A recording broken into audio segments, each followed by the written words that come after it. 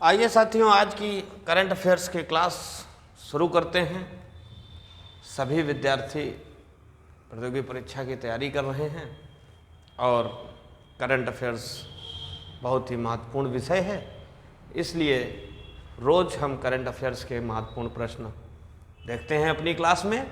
आज भी देखेंगे और अच्छे से इनको नोट डाउन करेंगे। पहला क्वेश्चन है, रिलायंस इंडस्ट्रीज लिमिटेड के नए मुख्य वित्तीय अधिकारी के रूप में किसे नियुक्त किया गया है? तो इनका नाम है श्रीकांत वेंकटचारी। श्रीकांत वेंकटचारी इनका नाम है।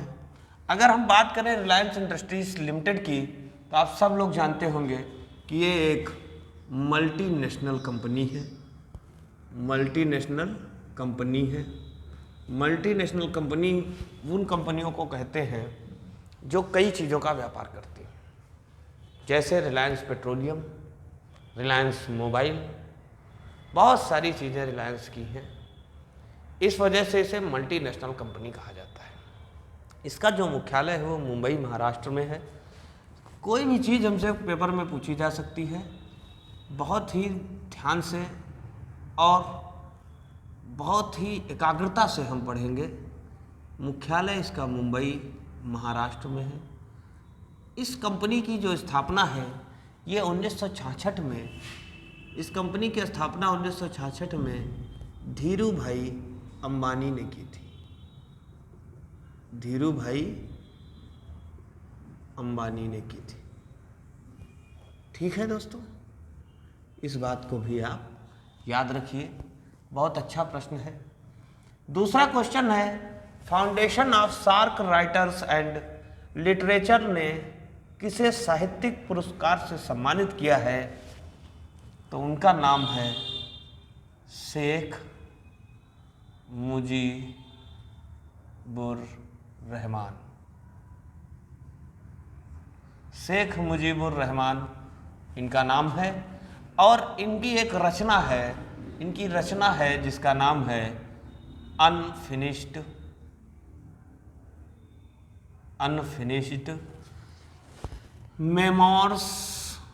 मेमोयर्स, इस तरीके से इसका नाम है। ठीक है, द प्रिजन डायरीज और the new China 1952। The new China 1952 ये किताब का नाम है। इसकी वजह से इनको ये दिया गया पुरस्कार, foundation of SAARC writers and literature. हम आपको बहुत सारी भी चीज़ें बताएंगे इस पुरस्कार के बारे में। उससे पहले हम देखते हैं कि ये जो कंपनी है इसकी स्थापना कब हुई? तो दोस्तों इसकी स्थापना हुई थी 1985 में। ठीक है, और अगर हम बात करें सार्क की स्थापना कब हुई थी, देखिए पूरी बात देखिए। सार्क की स्थापना हुई थी 8 दिसंबर 1985। ये सार्क की दोस्तों स्थापना है। ठीक है, सार्क की जो स्थापना है वो हुई थी 8 दिसंबर 1985 को। और अगर आपको हम बताएं, सार्क का जो मुख्यालय है वो दोस्तों काठमांडू में है। काठमांडू, और काठमांडू कहाँ है? नेपाल में है। अब आपको एक ट्रिक बताते हैं हम सार्क देशों की याद रखने के लिए। आपने कई बार पढ़ा होगा MBBS। अगर आपको पेन हो तो आप कहाँ जाना पसंद करेंगे? तो आप कहेंगे सर हम MBBS जाना पसंद करेंगे। तो MBBS से म्यांमार, भूटान, बांग्लादेश, श्रीलंका, नहीं म्यांमार नहीं है, सॉरी, मालदीव,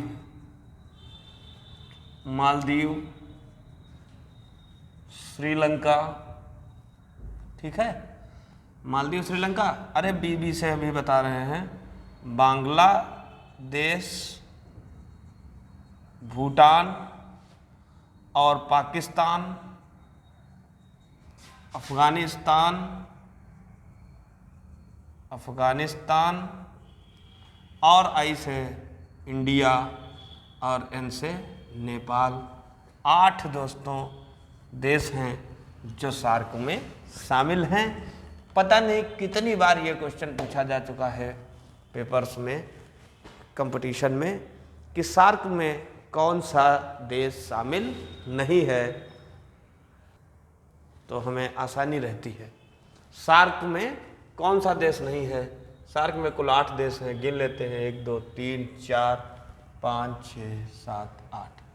ठीक है दोस्तों, बहुत अच्छा प्रश्न है और ध्यान रखेंगे, काफ़ी इम्पोर्टेंट क्वेश्चन है। कंपटीशन के लेवल्स में ये सारे प्रश्न आपको याद होने चाहिए। किस पार्क में एक चीते की किडनी से मौत हो गई? बताते हैं आपको। ये आप लोगों ने लिख लिया होगा। अगर लोग लिख रहे हैं तो वे वीडियो रोक कर लिख सकते हैं, और जो लोग देख रहे हैं वे लगातार देखते रहें। देखने से भी चीज़ें याद हो जाती हैं, लेकिन आपको कम से कम 2 बार देखना पड़ेगा, तब आपको याद हो जाएगा। ठीक है। एक चीते की किडनी से मौत हो गई। वो नेशनल पार्क था, कूनो नेशनल पार्क। और ये कहाँ है ये तो आप बताएंगे, इसकी लोकेशन कहाँ है। हम आपको बताते हैं, एक सासा नाम का जो है चीता था जिसकी मृत्यु हो गई। और ये जो चीता था ये मादा जाति का था, और इसकी जो उम्र थी वो 4.5 साल थी दोस्तों। जो उम्र थी वो 4.5 साल थी। 17 सितंबर 2022 को 17 सितंबर 2022 को 5 मादा और 3 नर ये जो है आए थे हमारे नेशनल पार्क में, कूनो नेशनल पार्क में ये आए। और इन्होंने क्या किया, इन्होंने कूनो नेशनल पार्क में ये 8 चीते लाए गए थे नामीबिया से, जिसमें से एक सासा मादा जाति की चीता थी जिसका भी निधन हो गया है, याद रखेंगे। IWF विश्व कप युवा चैंपियनशिप में किसने गोल्ड मेडल जीता? 2 नाम आप याद रखिएगा। धनुष, सॉरी टाइपिंग मिस्टेक है, यहाँ पर गोल्ड मेडल नहीं है, यहाँ पर कांस्य पदक है। कांस्य पदक जीता है। ठीक है। कांस्य पदक किसने जीता है तो आपको बता दें, धनुष लोकनाथन और ज्योत्सना साबर, इन 2 लोगों ने जीता है। धनुष लोकनाथन जो हैं इन्होंने 49 किलोग्राम वेट में जीता है और इनकी उम्र 16 वर्ष है। ये जो ज्योत्सना साबर हैं इन्होंने 40 किलोग्राम में फाइटिंग की है, और मतलब 40 किलोग्राम वर्ग में किया है। IWF चैंपियनशिप में भाग लिया, और इनकी जो एज है वो 14 वर्ष है। एज क्यों बता रहे हैं? ताकि आपको पता हो जाए कि 13 से 17 साल के लिए ये अंतर्राष्ट्रीय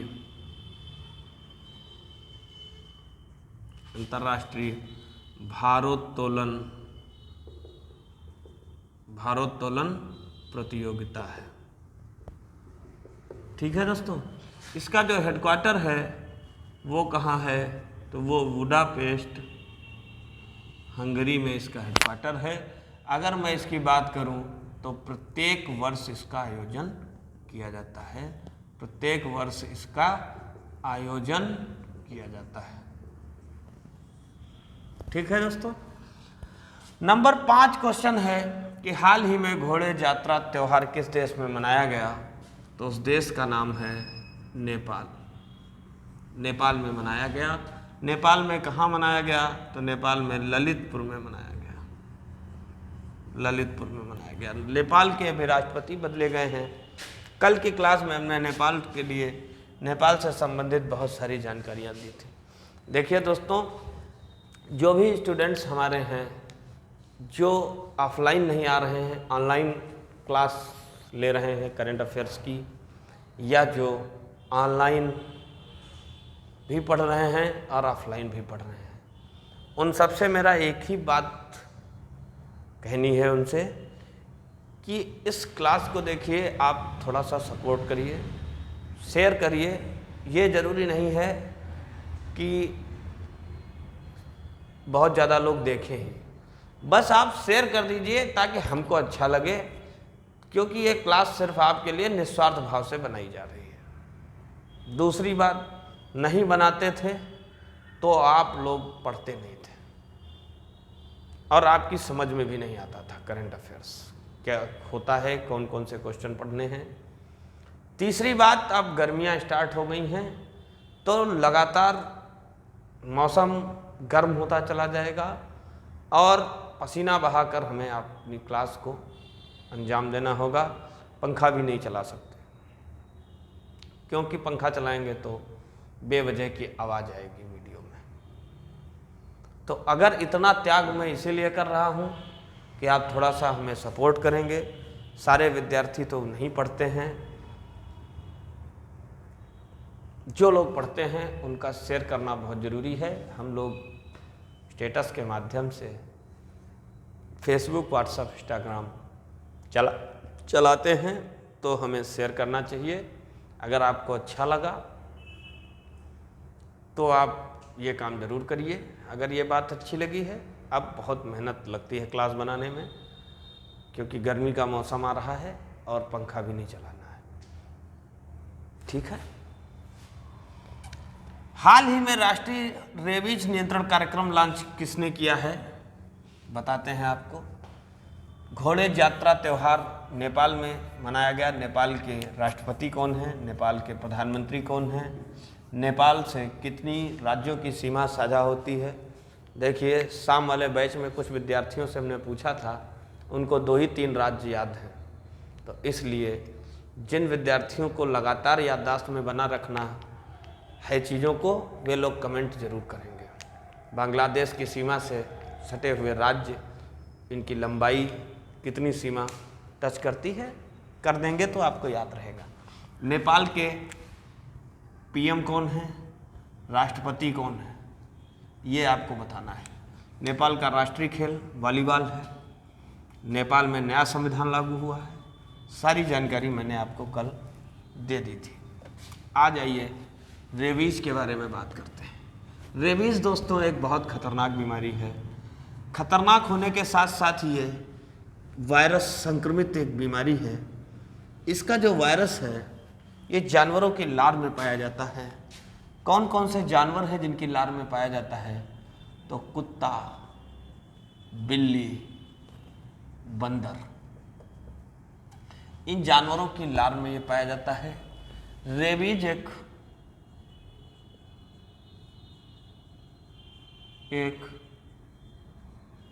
वायरस जनित बीमारी है। ये बात हो गई, ठीक है। दूसरी बात यह है कि हाल ही में किसने ये टाइपिंग एरर है, ये जो इसने भी टाइप किया है उसने किसने छोड़ दिया है, किसने रेबीज नियंत्रण कार्यक्रम लॉन्च किया है, तो हमारी केंद्र सरकार ने ये कार्यक्रम लॉन्च किया है।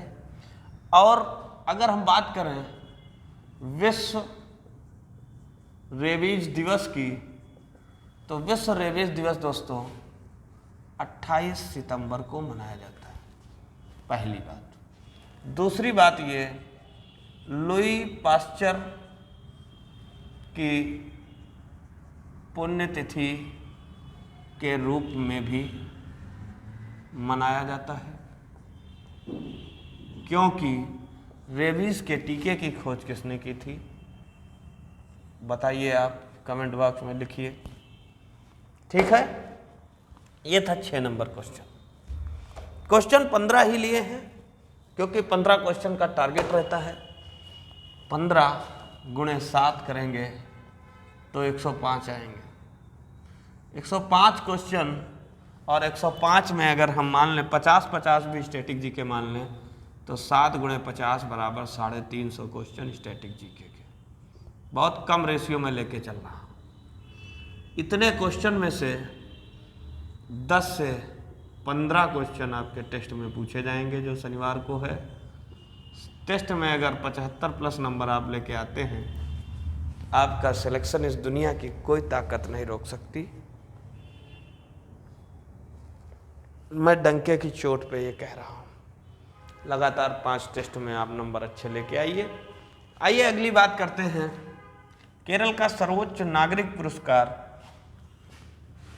केरल ज्योति पहली बार किसे मिला है? बहुत अच्छा प्रश्न है, नोट करिए। तो इतने क्वेश्चन से टेस्ट बनेगा। बाकी जियोग्राफी चल रही है, जो विद्यार्थी तैयारी करना चाहें वो कर सकते हैं। केरल ज्योति पुरस्कार सबसे पहले दिया गया और इनका नाम है केरल ज्योति पुरस्कार। इनका नाम है M.T. वासुदेवन नायर। केरल ज्योति पुरस्कार, देखिए नाम आप पकड़िए इसमें, ज्योति, ज्योति से याद करिए। केरल ज्योति पुरस्कार जो है वो किसके, देखिए देव और शब्द एक आ रहा है बीच में, देव शब्द आ रहा है, तो देवताओं के पास हमको क्या जलानी चाहिए?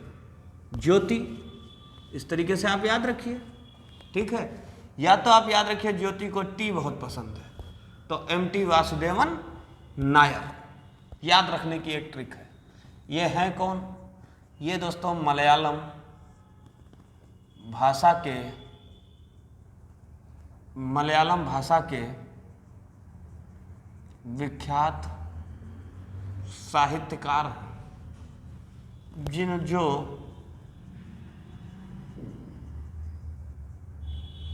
ज्ञानपीठ पुरस्कार विजेता रहे, ठीक है। ये बात आप याद रखिएगा। 8 नंबर प्रश्न है, व्हाइटफील्ड KR पुरम मेट्रो लाइन का उद्घाटन किसने किया? तो दोस्तों इसे तो किया है भारत के प्रधानमंत्री नरेंद्र मोदी जी ने। एक क्वेश्चन पूछना चाहता हूं कि नरेंद्र मोदी जी कितने वर्ष तक गुजरात के मुख्यमंत्री रहे? कोई अगर बता सकता हो तो बताए। प्रधानमंत्री नरेंद्र मोदी जी का पूरा नाम क्या है? इनकी माता जी का क्या नाम है? कितने भाई हैं? कहाँ के रहने वाले हैं? आप अपने देश के प्रधानमंत्री के बारे में क्या क्या जानते हैं? अगर कुछ जानते हैं तो उसे कमेंट बॉक्स में जरूर लिखिए। अगला क्वेश्चन है, किस देश की पुरुष और महिला टीम ने एशियाई खो खो चैंपियनशिप को जीता है? इसकी पूरी बात बताते हैं आपको, किसने किसने जीता है और कैसे कैसे जीता है।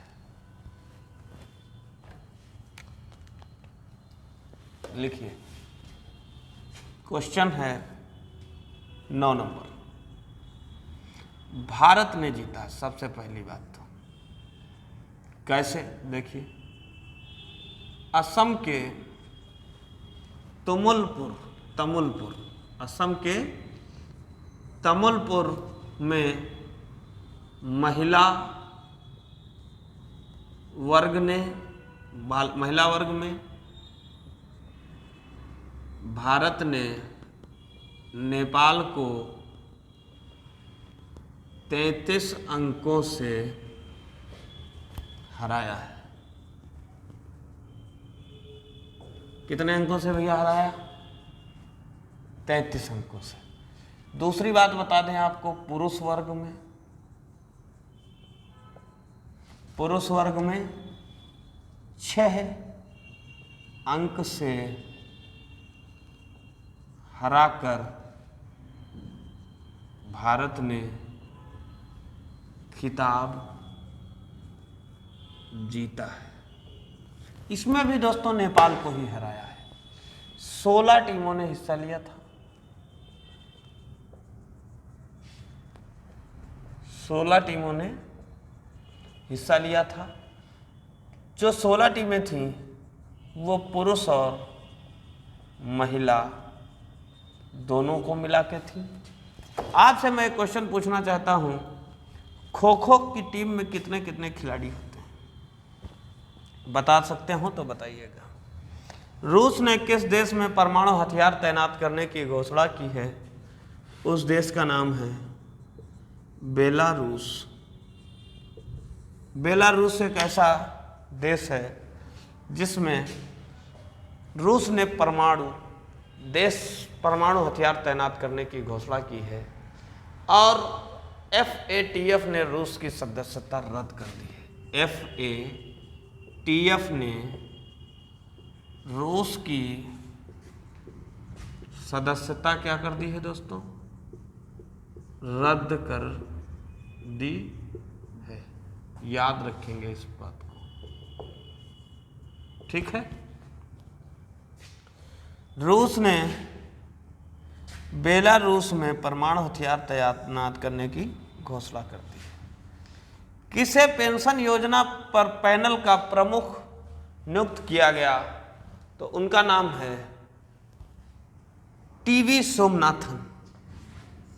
टीवी सोमनाथन। अरे दोस्तों याद कैसे रखेंगे, आप चिल्लाने लगते हैं। अरे रूस पूछ रहा है कि रूस ने किस देश में परमाणु हथियार तैनात करने की घोषणा की है, और रूस किस में आ रहा है? बेलारूस में। याद हो गया। पेंशन योजना किसको चाहिए? उसको चाहिए जो रिटायर हो जाएगा, जो नौकरी पाएगा वो रिटायर हो जाएगा।